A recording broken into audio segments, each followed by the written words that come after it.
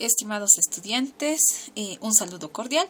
Bueno, anteriormente hemos estado dándole avance a los siguientes puntos, el cual el día de hoy yo voy a detallar para que ustedes lo puedan consultar cuando necesiten hacerlo según alguna duda o que tengan referente al material ya compartido anteriormente. Entonces vamos a iniciar, ¿no? Hemos estado hablando sobre las metas operativas. Hemos finalizado ese punto y posteriormente hemos entrado a lo que es el entorno global de la organización. Pero vamos a rescatar lo avanzado en metas organizativas que se había mencionado y se había realizado un trabajo según la teoría de Drucker. Él nos menciona claramente, ¿no?, que para que se desarrolle una organización debe haber 8 tipos de metas operativas en la organización. Si bien todos estos puntos mencionados que podemos ver acá, que culminan en el punto 5, son parte de lo que es el desarrollo de una organización en su contexto, nos da a entender claramente que para eso debemos también, o la organización debe de trazarse metas. Y una de estas que propone Drucker es sobre los 8 tipos de metas operativas, las cuales debería tener cada organización, ¿no? Entonces ellos han sido, el autor es claro y nos habla de estos 8 tipos de metas. En la primera nos menciona sobre las metas de mercado. Hemos hecho un pequeño ejercicio referente a estas 8 metas de mercado. Las 8 metas de mercado tienen mucha relación con los productos de innovación, por así decirlo, y más que todo relacionado al objetivo de nuestro mercado. ¿A dónde queremos llegar?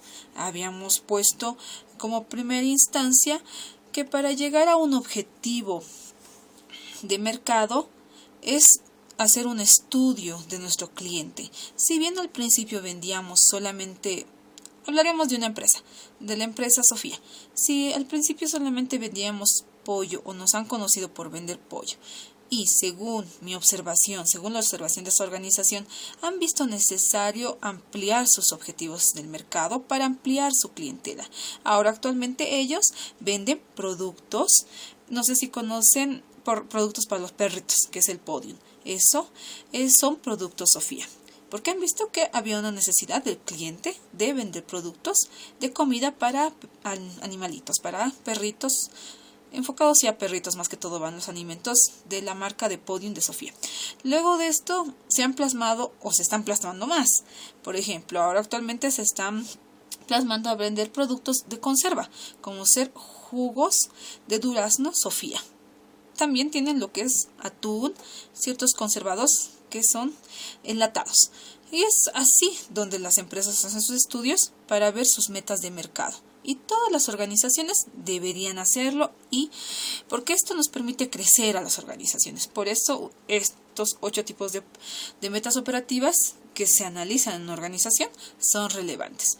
Ahora vámonos al otro punto, metas de rendimiento financiero. Si bien las metas de rendimiento financiero nos hablan de un punto de este punto clave que les estaba mencionando, tiene que ver mucho con el rendimiento financiero que está teniendo la organización. El concepto te dice claramente, ¿no? Las empresas se rigen por la rentabilidad. ¿Qué es la rentabilidad? La rentabilidad van a ser los beneficios que me va a traer la empresa según por ejemplo, una empresa está compuesta por varias personas y una de ellas son los socios, los que han dado ese dinero para que esa empresa empiece a funcionar. Entonces, para ver si esta empresa está funcionando, entonces tendré que proponerme metas financieras para ver su rentabilidad en el caso en el cual se esté manifestando beneficios según la inversión que yo he aportado a la organización, ¿no? Y estas inversiones tienen que ver mucho con los socios. Entonces, este punto es clave para la organización. Los métodos de recursos. Estas metas de recursos son variables según el crecimiento de la organización. Por eso se plantean objetivos para obtener estos recursos físicos y obviamente financieros también. otros socios que nos pueden colaborar con la organización. Y también nos va a colaborar las metas relacionado a conseguir tal vez más recursos humanos para que sigan contribuyendo con la organización. Ahora, con este punto, sigamos con Sofía. En este caso, esas metas de recurso no son las mismas que anteriormente se planteaba la empresa Sofía. Actualmente haciendo un ejemplo, ¿no? Hace años Sofía trabajaba con poca maquinaria, no tenían demasiada maquinaria. Después han implementado lo que es la planta industrial, que se encuentra acá en el Alto, la sede que es en Santa Cruz. Entonces, por esa misma necesidad de expansión, se han planteado objetivos.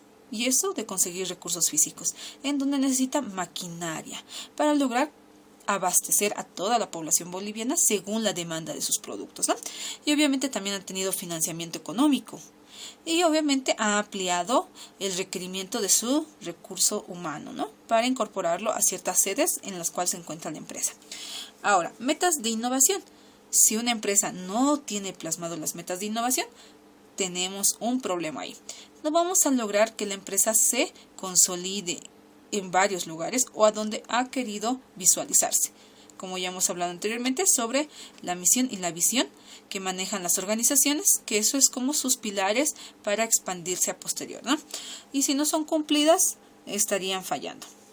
Entonces, en las metas de innovación, las organizaciones cambian para satisfacer su entorno cambiante. Por ejemplo, una de estas metas de innovación de la empresa Sofía es que hayan implementado los nuevos productos que ahora vienen en el mercado, que vienen a ser conservados tanto en productos, como les había mencionado, los duraznos de Aconcagua y también lo que serían los atunes, ¿no? Entonces, estas metas de innovación son claras y específicas que van enfocados a lo que es el cliente. Entonces, es por ahí que las organizaciones van a tener otro punto de crecimiento si se enfocan a este punto. Después habíamos mencionado sobre las metas de productividad. Si una organización no tiene los requisitos necesarios para mostrar a su cliente la calidad de producto, esto va a ocasionar problemas. Lo que va a generar es que la gente no compre el producto y va a generar que no haya ingresos a la organización. Entonces necesitamos que sea un producto de calidad, y para hacer esta evaluación las organizaciones constantemente van realizando encuestas y observaciones sobre cómo está impactando sus productos en el mercado y si su producción se eleva al 100% o se queda estancada por la calidad del producto. Esto obviamente va a generar costo, dinero, porque vamos a invertir para verificar estos datos. Y tiene que ver mucho con la eficiencia de cada uno de los trabajadores que trabaje en esta meta, que es la meta de producción. Que tiene que ver mucho con la productividad de una organización. Tenemos el otro punto, que son las metas de desarrollo directivo, ¿no? Estas metas están más que todo enfocadas en los líderes de una organización. Si bien los líderes de la organización que dirigen a varias personas que son parte de la organización deben de cumplir ciertas metas.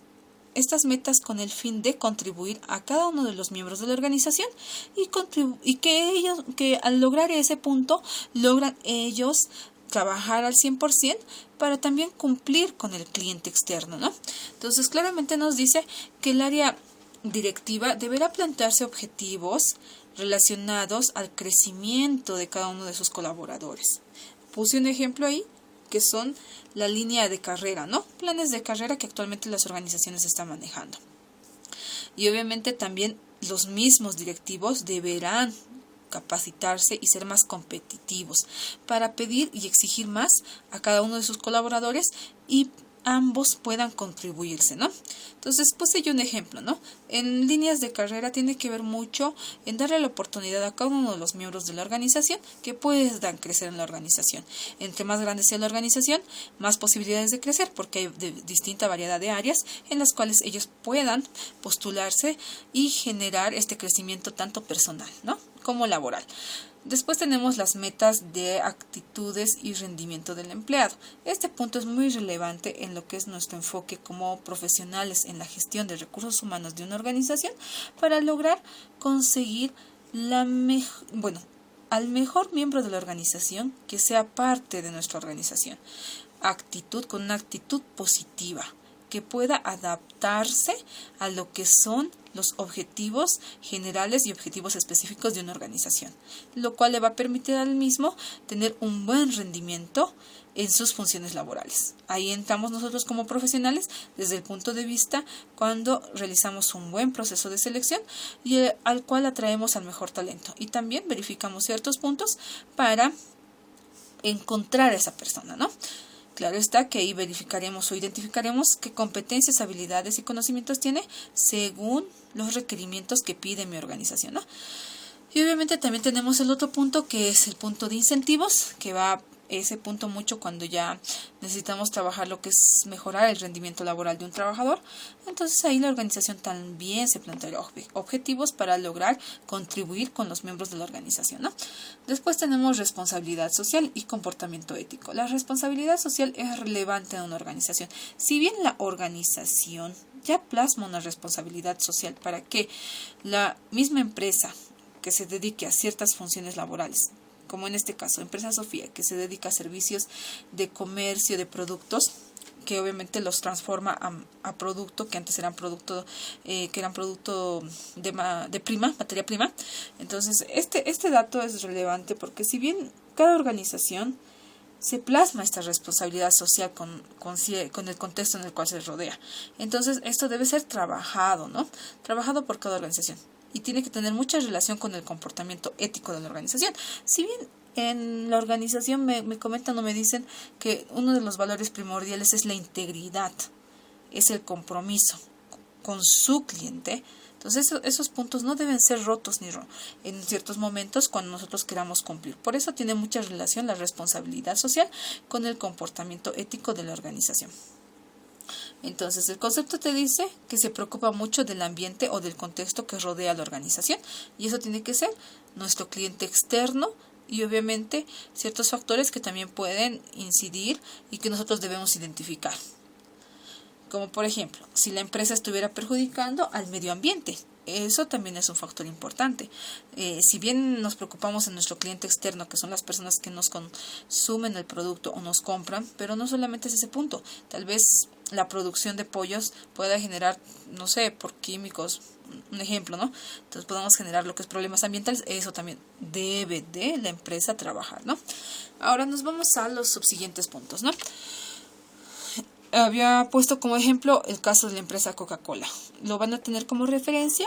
Hemos hecho nosotros un caso referente a esto y ustedes me han podido contribuir y dar ideas. Nos vamos a pasar al subsiguiente punto, que es los principios éticos. Una organización sin principios éticos no sería organización. Las organizaciones siempre se plasman principios éticos. Si bien en su momento puede parecer que no está estipulado o no está redactado, un ejemplo, ¿no? Hay ciertas organizaciones que no informan a sus colaboradores de estos principios éticos en su debido momento, pero sí lo tienen redactado. Entonces hay una problemática acá, ¿no? Que si bien tengo todo documentado, pero no está siendo aplicado, entonces eso genera conflicto en la organización. Entonces, en los principios éticos nos comentan y nos dicen muy bien que tiene mucha relación con la organización, que viene a ser organización-empresa, y con sus colaboradores. El concepto te dice: la ética se encuentra presente en la mayor parte de las actividades que llevan a cabo diariamente los miembros de la organización. Entonces, te está diciendo el concepto que la ética va a tener o se va a manifestar según las actividades que llevan a diario cada uno de los miembros de la organización. Y esto se va a visualizar en el comportamiento de cada uno de estos individuos. Un ejemplo. Bueno, ahora les voy a dar el ejemplo. Demos continuidad. Las posibles posibilidades éticas que se pueden observar tienen las siguientes características. ¿Cuáles son esas posibles posibilidades éticas que yo puedo observar en relación a las personas que son parte de la organización y mi organización, ¿no? Entonces nos menciona estos tipos o estas características éticas, las cuales yo puedo observar en la organización. Las acciones llevadas a cabo tienen amplias consecuencias. ¿Qué nos dice con esto?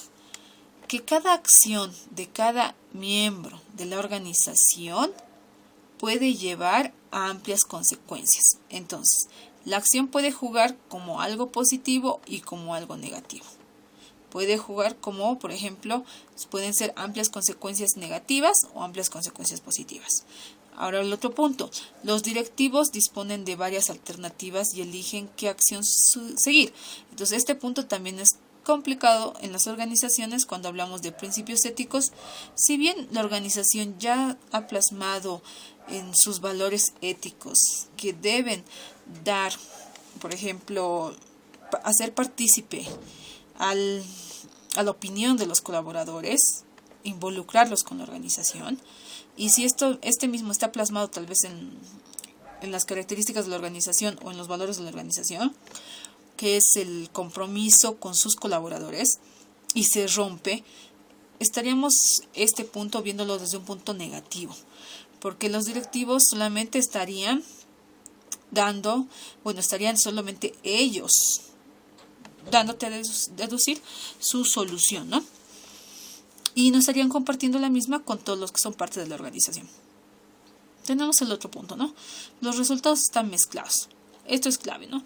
Si bien en un momento nos han comentado o nos han hecho una inducción correspondiente en el cual nos explican cuáles son los valores de mi organización, y lamentablemente no se está logrando llegar porque ustedes saben que en una organización hay varios tipos de personas con distinta personalidad, distintas características personales. Entonces, esto puede generar lo que son una mezcla de resultados según los objetivos de la organización. Entonces, yo tendré que ver si este punto es visible, ¿no?, en ciertos comportamientos de la persona y que está generando resultados mezclados, que no tienen mucha relación con los objetivos específicos, tal vez de cada área, según cuántos componentes pertenecerán a la organización. Entonces estarían rompiendo esos objetivos que se ha plasmado la organización. Esos son principios éticos relevantes en las organizaciones. Las consecuencias de las acciones son inciertas, ¿no? Entonces, en estos casos, las organizaciones no pueden dar o deducir algo porque tal vez las consecuencias son imprevistas. Y obviamente la acción va a ser incierta, porque no sabemos tal vez cómo va a actuar las personas, ¿no?, las que están liderando cierta área, ¿no? Las decisiones que toman los directivos tienen consecuencias que afectan a las personas. Correcto. Si en su debido momento les había comentado que si uno de los valores de la empresa es compromiso con sus colaboradores, entonces cuando toman las directivas ciertas decisiones sin consensuar con sus colaboradores, entonces se está rompiendo esto. Entonces no tendría ninguna relación con los principios éticos que nos habían plasmado anteriormente, ¿no?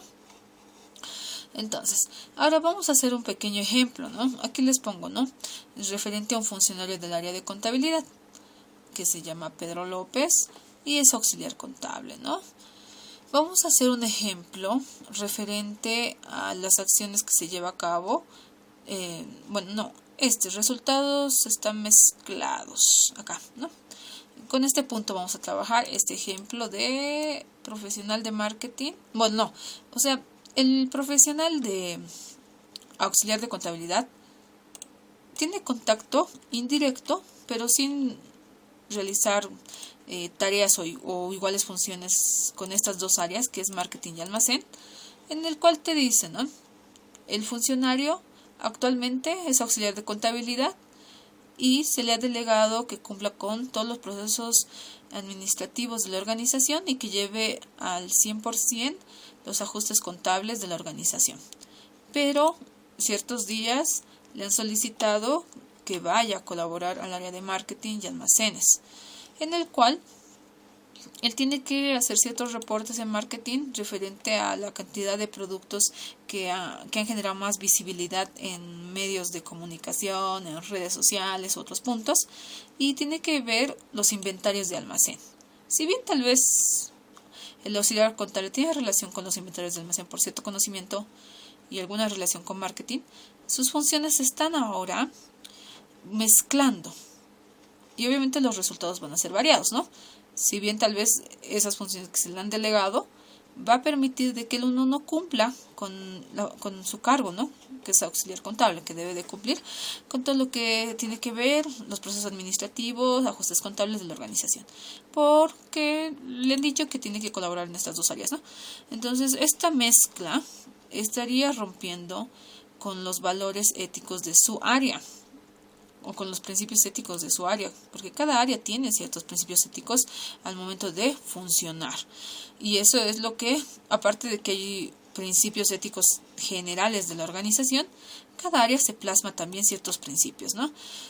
Por ejemplo, su área puede tener un valor de que todos los trabajadores del área de contabilidad son comprometidos con el proceso administrativo y gestión de los activos y pasivos de la empresa. Pero, bueno, posiblemente cuando han variado sus funciones, él ahora ya no solamente se enfoca en ese punto, se enfoca en varios. En sí, este punto sí, puede haber colaboración y demás, pero con tal de que no se genere esto, que son resultados mezclados. O sea, que él deje de lado al 100% sus funciones por la cual se le ha contratado y se dedique exclusivamente a estas. Entonces, acá es donde vamos a tener dificultades, ¿no? Es ese punto el cual yo quiero mencionar y que ustedes deben tener muy en cuenta cuando gestionen personas en lo que es una organización, a lo que nosotros llamamos gestionar a nuestros recursos de la organización. Bueno, no nos olvidemos entonces de esto que es claro, ¿no? Que la ética se encuentra presente en la mayor parte de las actividades que llevan a cabo diariamente los miembros de la organización, ¿no? Si bien acá él tenía como ética profesional cumplir y ser comprometido con las funciones que se le ha delegado, ha pasado ciertos imprevistos que ahora ya no los ha cumplido. Entonces, eso lo van a visibilizar según las actividades que desempeñan los miembros de la organización diariamente, ¿no? Luego, teníamos este otro punto, que, bueno, es otra perspectiva que nos habla de la ética, ¿no? Nos menciona el autor que existen dos perspectivas bastante distintas de la ética. Una de estas es el altruismo ético y el formalismo ético. ¿Qué quiere decir el altruismo ético? El concepto te dice, se basa en los trabajos, esto ha sido investigado por el autor Hermes Besant en 1948 y 1842. La corrección ética de las acciones se juzgan por su consecuencia y se rige por el principio de la mayor felicidad. Entonces, el autor te está queriendo decir que se va a medir la ética por los principios de mayor felicidad que se genere según las acciones de las personas. Entonces aquí dice, se relaciona las acciones que se juzguen de una persona y que su consecuencia de principio de mayor felicidad. Entonces dice, las acciones que produce el mayor bien, ahí bien te especifica, al mayor número de personas son éticas para el autor. Y las acciones que provoquen dolor o sufrimiento no son éticas. Y tiene mucha relación, ¿no? Porque si en sí, cuando se rompen ciertos patrones en una organización que tiene sus valores éticos y los mismos generan daño a terceros y sufrimiento, como el otro comentario o un ejemplo que había anteriormente, el de los jefes, ¿no? Este punto, nos vamos a ir un poquito atrás. Las decisiones que toman los directivos tienen consecuencias que afectan a las personas. Tiene mucha relación con este punto. Te dice muy bien que no es un valor ético cuando se genera acciones que provocan dolor o sufrimiento. Posiblemente vamos a generar por medio de esas decisiones imprevistas que no se ha hecho consulta a sus miembros o a cada uno de la organización, va a generar un dolor o un malestar. Tal vez en su mente dirán, la empresa no nos considera, ¿no? Entonces eso es un ejemplo vital y clave, ¿no? Que no debemos, y si obviamente ustedes lo van a ver en las organizaciones, lo van a ver. El proceso de juicio ético, bueno, nos dice también que un proceso de juicio ético es básicamente un análisis de costo de beneficios. Si los resultados positivos son mayores que los resultados negativos, la acción es juzgada como ética. A ver, ¿qué nos dice acá? Nos habla un poquito ya más que todo desde un punto de vista de un proceso, desde un juicio ético. Y también nos habla mucho de que van a hacer un análisis sobre los costos o beneficios que tenga la organización. Y según esos beneficios que tenga la organización, sean altos, se va a considerar los resultados positivos. Bueno, si estos resultados positivos son mayores, entonces se va a juzgar como algo ético. Pero si estos resultados son negativos, va a ser una acción no ética. Entonces, eso nos quiere decir, ¿no? El concepto. Entonces, este punto también tiene mucha relación con la ética, según cómo se visualiza en las organizaciones. Después tenemos el siguiente punto. También nos habla mucho entre las dos perspectivas que nos mencionaban los autores sobre la perspectiva de la ética sobre la ética de formalismo, ¿no? Entonces, el autor nos dice, se basa en trabajos filosóficos por Immanuel Kant.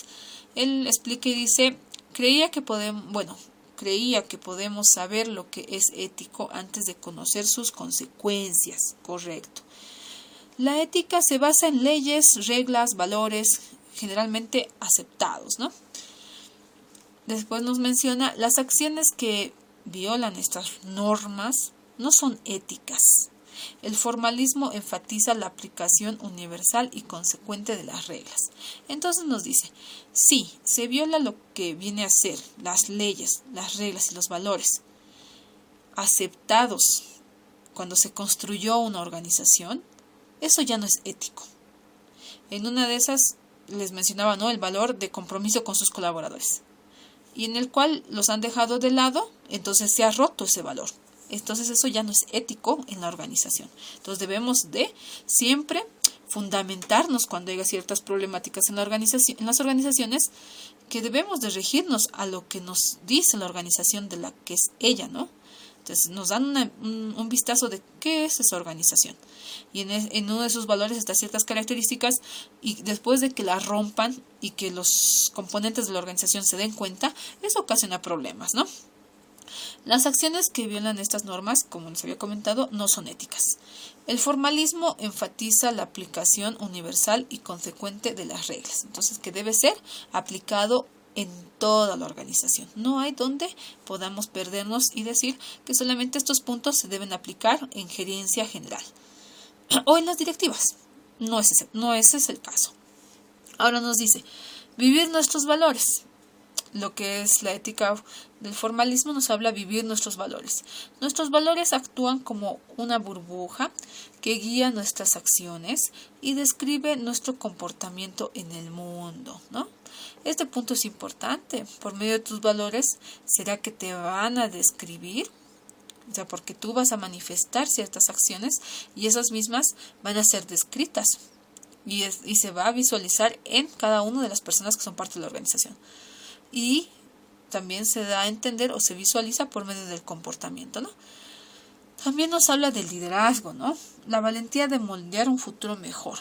Entonces, colaboración, el apalancamiento en el genio colectivo, ¿no? Entonces, ¿qué va a ser en pos de todo un colectivo que no solo individualista, ¿no? Que sería colectivo, dando a conocer o entendiendo la percepción de cada uno de los miembros de la organización. Integridad, ser real. Responsabilidad. Si ha de ser la responsabilidad depende de uno mismo, ¿no? La pasión, el compromiso del corazón y la mente hacia las funciones o tareas que demande los trabajos a los cuales se le han delegado, y obviamente el compromiso con la organización. Diversidad, tan inclusivo como nuestras marcas. Debe haber siempre diversidad en una organización. Calidad, lo que hacemos, lo hacemos bien. Entonces, que lo que hagamos, o mi esfuerzo, mi trabajo, el que desempeñe, sea de calidad. Porque yo lo hago porque me gusta hacerlo y lo voy a hacer bien. hablemos del punto de la finalidad de las metas y de los objetivos, ¿no?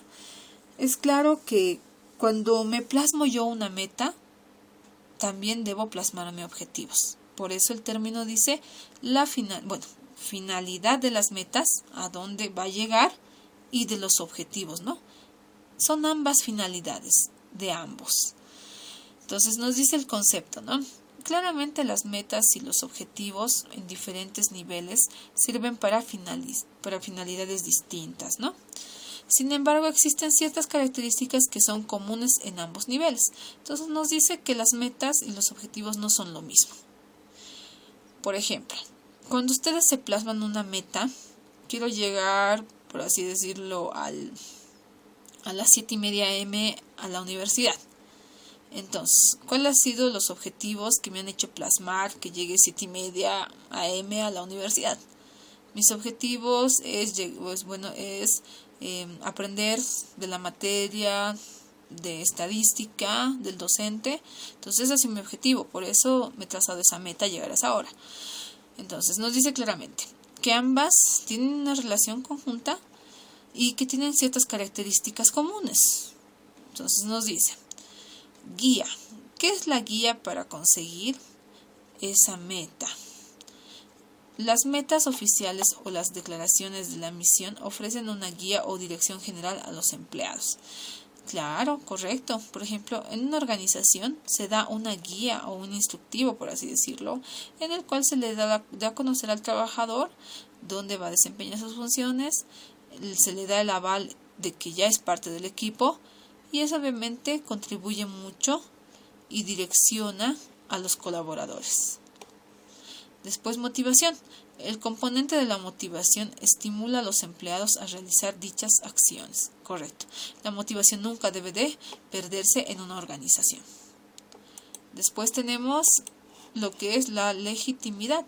Se comunica la razón y la justificación legítima de la existencia de la organización, tanto a las personas internas como a las externas. Entonces, legitimación, ser muy transparentes con cada uno de los miembros de la organización y explicarles muy bien referente a estos intereses internos o externos, comunicarles, ¿no?, sobre la organización, porque el concepto nos dice, se comunica bien la razón o la justificación legítima de la existencia de esa organización, el por qué existe, tanto a las personas que son parte de la misma, las internas, y como las externas, que son mis clientes, ¿no?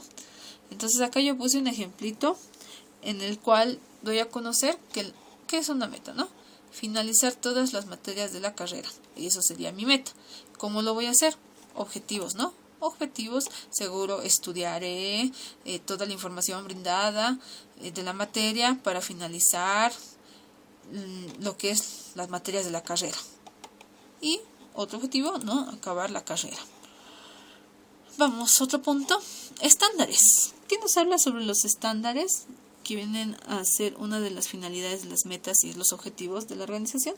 Nos dicen, ¿no?, los estándares. Las metas pueden servir como estándares de rendimiento. O sea que podemos hacer ciertos procedimientos estandarizados para lograr las metas. Estructura y diseño. El número, la diversidad y la complejidad de las metas de una organización deberían jugar un papel importante en las decisiones acerca de cómo deberían ser estructuradas o diseñadas. Bueno, aquí nos dice que la estructura y el diseño, aparte de ser un número de diversidad que se enfocan a ciertas metas complejas según la organización, y las mismas deben ser, consideradas para tomar ciertas decisiones, y se debe ver también la estructura o el diseño de las mismas para lograrlas, ¿no? Otro punto. Nos hablan también del punto de unificación de esfuerzos. En este punto quiero ser también bien clara porque nos dicen, ¿no?, cómo unificar los esfuerzos. Las metas, especialmente aquellas de carácter más general, pueden servir para unificar esfuerzos entre diversos grupos internos y externos a la organización. Entonces nos dice acá, si las metas son generales, nos conviene unificar esfuerzos porque es una meta grande, general, a la cual debemos llegar.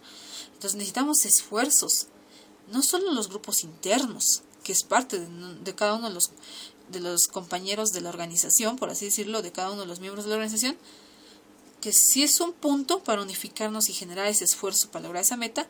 El otro punto también tiene mucha relación con lo externo, ¿no? Con lo que se relaciona a la organización, para que ambos nos unifiquemos, mi cliente y lo que viene a ser nuestro equipo, que es parte de la organización. Aquí, claro está, en los procedimientos de ventas, el mismo vendedor negocia con su cliente externo y le dice, ¿no?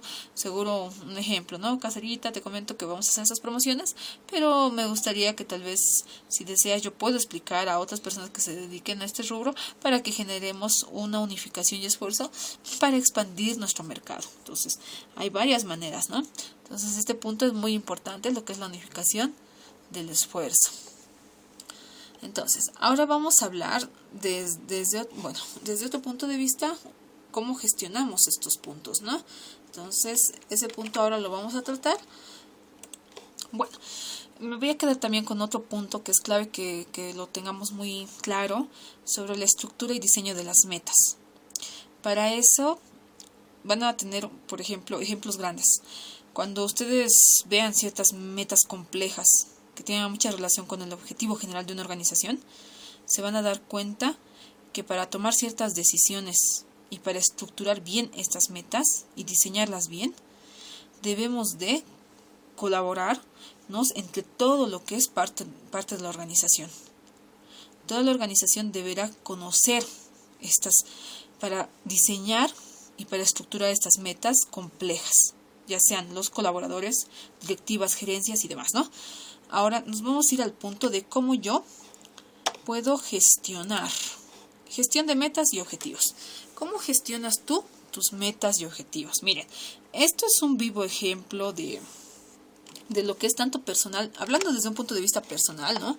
Un ejemplo, a ver, denme un segundo, aquí vamos a diseñar. Hay varias maneras como gestiono yo mis metas y mis objetivos, tanto desde el punto de vista personal, laboral,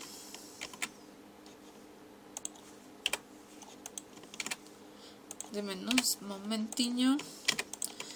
Laboral, acá está, laboral. Listo. A ver, expliquemos cómo gestiono las metas y objetivos, tanto desde un punto personal, laboral, y obviamente esto más enfocado al ámbito organizacional, ¿no? Cómo las organizaciones gestionan estas metas u objetivos que se han plasmado para lograr su visión y su misión como organización. Bueno, vamos, ¿no? En un mundo perfectamente racional, gestionar las distintas metas de una organización no representaría un problema significativo. Sin embargo, la realidad es que el hecho de establecer las metas es un proceso político, correcto. Hay ciertos procesos políticos que tiene que ver aquí un punto que es las políticas organizacionales, que gracias a estas políticas organizacionales son que también tienen relación con las metas de la organización. Entonces, el problema no está diseñar lo que es la gestión de metas y objetivos en las organizaciones, sino el problema va a estar en luchar, o por ejemplo, es que debemos de establecer las metas según esos procesos políticos que ya habíamos plasmado en la organización, ¿no? Entonces, las coaliciones se forman dentro de las organizaciones. Pueden que los grupos con intereses en la organización tengan metas diferentes para la misma. Correcto. Como decía, tiene mucha relación con los procesos políticos. Entonces, en sus políticas organizacionales, es muy complicado tal vez para esa organización que vean las metas o que se den cuenta cuáles son esas metas de cada individuo de la organización de los grupos que tal vez puedan generar algún desequilibrio con las metas de la organización. Porque obviamente cada uno tiene diferente percepción. Entonces eso va a incidir, ¿no? Ya. Ahora, el otro punto. Lo que parece perfectamente racional para un individuo o un grupo puede parecer engañoso, equivocado o irracional para otro. Finalmente, es posible que en muchos casos que los individuos o los grupos actúen con intereses ocultos. Aquí vuelve a ser complicado, ¿no? Hay, por ejemplo, en los objetivos o en las políticas organizacionales, es complicado desde este punto de vista de cómo yo identifico a los individuos o los grupos con intereses ocultos, que tal vez no van relacionados con los objetivos generales de la organización, pero que estos ya están plasmados, escritos. Entonces será este punto el cual yo voy a tener que trabajar, ¿no? Y verificar. El otro punto. Dadas estas condiciones de metas múltiples y conflictivas, las organizaciones suelen tener medios formales explícitos para establecer metas, pero para entender bien cómo se fijan las metas, debemos analizar tanto el proceso formal como el político. Entonces, ¿qué nos quiere decir eso? El proceso formal tiene mucha relación con toda la percepción de cada uno de los individuos que son parte de mi organización, y el otro punto, que es el proceso político, que tiene que ver toda la estructura de mis, por así decirlo, con lo que ya se había diseñado, los estatus políticos de la organización, que son sus reglamentos de la misma. Entonces tengo que analizar ambos, ¿no? Por eso es importante en este punto de la psicología organizacional que se identifique este tipo de comportamientos en los individuos para darnos cuenta si hay una relación con las políticas organizacionales de una empresa, ¿no? Y para que hagamos un equilibrio en ambas. Por eso les decía que están tanto las metas personales y las metas laborales, pero que conociendo ambas, denme un segundillo, por acá le voy a poner, para que lo tengamos claro y recordemos muy bien. Aquí está, teniendo claras ambas, ¿no? Ambas. Tanto desde un enfoque laboral y personal del individuo y desde un enfoque general también, ¿no? Que tiene de un enfoque general que es la organización. Entonces ambas me van a permitir a mí darme a conocer o hacerme entender que debo fijarme no solamente en las políticas que ya ha estructurado la organización anteriormente, antes de que esta organización esté compuesta de 1000 personas, por así decirlo.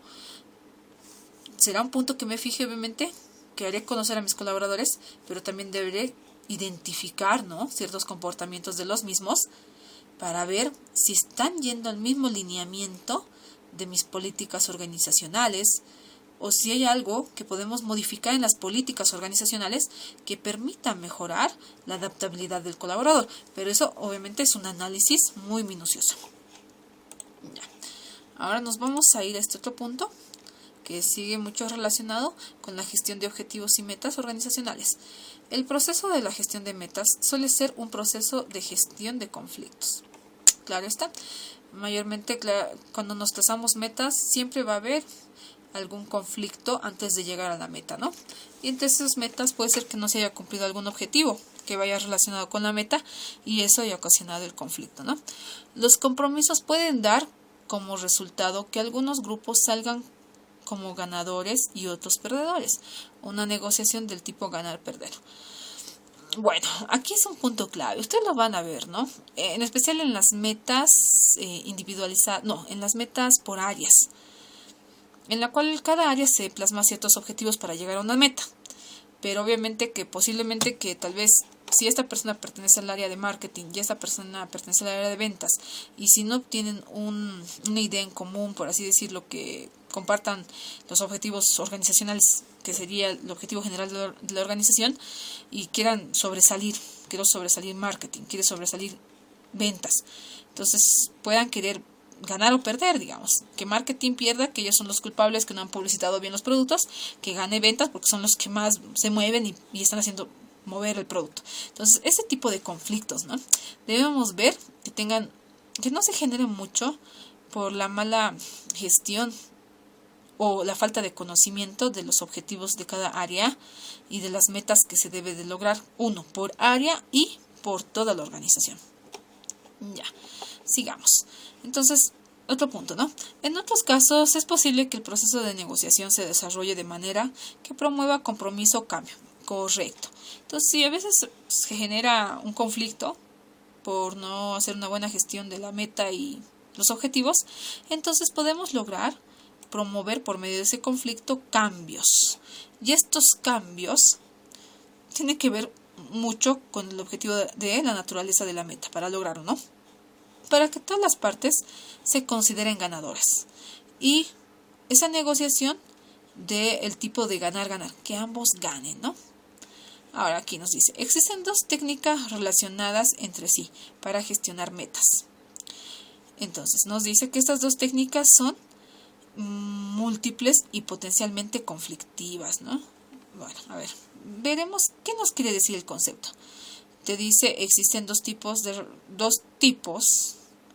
o dos técnicas, que es lo que debemos de buscar siempre cuando se genera algún conflicto al no lograr las metas y objetivos de una organización o de las áreas de la organización, que tienen, dice, relación. Esas técnicas tienen relación, que van a permitir gestionar las metas, tanto metas múltiples y potencialmente conflictivas. Entonces nos está diciendo que gracias a estas dos técnicas que tienen una relación en común, ambas tienen una relación en común, te van a permitir gestionar esas metas, ya sean metas múltiples, que sean por cada área, variedad, o potencialmente conflictivas, que tienen que ver con la área grande, que tendría que ser una meta general de la organización. Entonces nos comenta aquí, ¿no? El establecimiento de prioridades nos va a permitir gestionar las metas y la secuencia de sucesos. ¿Qué quiere decir con el establecimiento de prioridades? Que consiste en que la alta directiva determina qué metas son más importantes para la organización. Entonces la directiva difunde a sus colaboradores, a cada uno de ellos, qué metas son importantes para la organización, para que ellos se identifiquen con esas metas. Ahora, ¿qué nos dice el otro punto? La secuencia de sucesos, que asume que al final se van a lograr todas las metas, aunque unas se consigan antes que otras. Claro está. Nos está diciendo aquí que ambas tienen relación. Y gracias a estas dos podemos generar una buena gestión de nuestras metas y objetivos. Entonces nos dice que la directiva nos va a colaborar con dar a conocer a todos, a cada uno de los componentes de la organización, las metas de prioridad, de importancia. Pero también te dirá que las metas, tanto por áreas, que tal vez no son las que están generando, aunque sean las relevantes, pero que son por áreas, tarde o temprano igual se van a conseguir. Y que eso no genere algún conflicto para lograr la meta general, la cual te está solicitando la organización, las metas de importancia. Listo. Después de este punto, que es muy relevante y que debemos de tenerlo en cuenta, estaríamos acabando lo que es lo que tiene que ver todo el punto de metas, que es este punto de las metas organizativas y cómo lograr la eficiencia en las organizaciones, para irnos a este punto, que es el entorno global de la organización. Hasta este punto, estimados, ¿tendrían alguna duda o consulta? Hacerme conocer para yo discreparles la misma duda. Muchas gracias por su atención y nos vemos en el otro tema que tiene que ver este punto, que es el entorno global de la organización. Muchas gracias, que tengan un excelente día y ante cualquier consulta estoy atenta.